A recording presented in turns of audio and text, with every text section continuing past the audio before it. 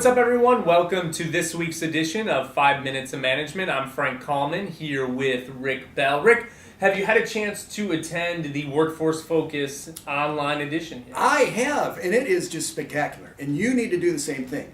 And I know that we have Workforce Live coming up in the spring, in April. We'll be in Boston, in New York, and in D.C. in consecutive weeks. So I think starting Tax Day, April 15th, we'll be in Boston. So if you're in the area, be sure to sign up on live.workforce.com to register. We've also got the Workforce Live online edition currently running. So if you missed any of the in-person Workforce Live events this past fall, be sure to check that out too. Always good stuff. And we will be having the Workforce Focus event, which was in November in Boston, and that will be on December 16th on demand, and you can watch that over the Christmas holidays. Yeah, 90 days. I know. Afterward. You watch it 90 days straight. That's right. That's what I'm going to do.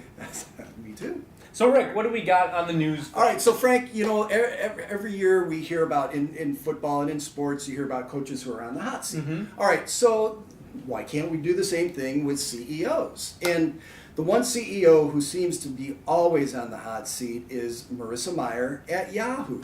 So, I mean, we're not here to speculate on who is going to replace her or what's going to ultimately happen. But the rumors are out there, and there's no doubt that there are some issues with Yahoo. After their last earnings call, their revenues went down 5%. So, and she's been a lightning rod of controversy throughout her entire tenure since, 2013? Yep. So, but okay, so let me just throw out a couple names that I saw are being kicked around as potential replacements. So Ross Levinson, who's a former Yahoo CEO, an interim CEO, Dan Rosenweig, a former Yahoo COO and the current CEO of Chegg, the online bookseller, and Jim Lanzone of CBS, David Rosenblatt of CEO of DoubleClick, and Sheryl Sandberg. Facebook COO. You know, Yes. It's funny, she's always kind of been under the scrutiny and the spotlight here, but I don't know if any of those names are going to fix Yahoo's problems. I mean, there's also reports coming out this week that they're thinking of selling their core internet businesses. I mean, it's a company basically being held up by one huge investment in Alibaba. Right. And I don't know if any of those names, Sheryl Sandberg included, I don't know why the CEO of CBS would leave CBS for Yahoo right now. Yeah. It's just a bad environment. So It seems to be. And it started. I mean, they've run through a string of CEOs anyway. Jerry Yang being the one I can think of off the top of my head. And so yeah, it's nothing. It seems to be a constant plague with Yahoo. And ultimately, what is their business? Is it Alibaba? And that, there's speculation they're going to sell that off too. So yeah, lots of stuff, lots of speculation. Well, speaking of firing and hiring, more on the hiring front, we had an interesting report in the Wall Street Journal this week, a call about this idea of program hiring, which is basically recruiters going into college campuses and hiring people without a job in place, which is kind of interesting. According to the Journal, this is a program adopted by companies like Facebook and Intuit, and recruiters say that so-called program hiring helps companies scoop up promising talent ahead of competitors and ensures their newest workers can stand a little uncertainty.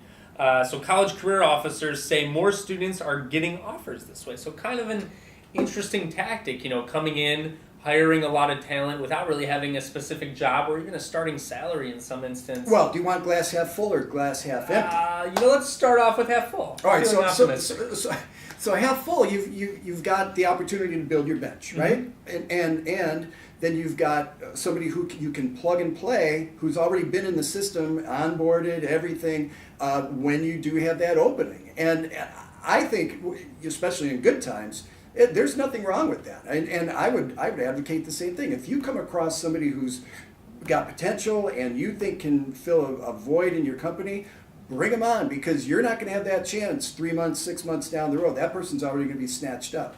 So that's glass half full.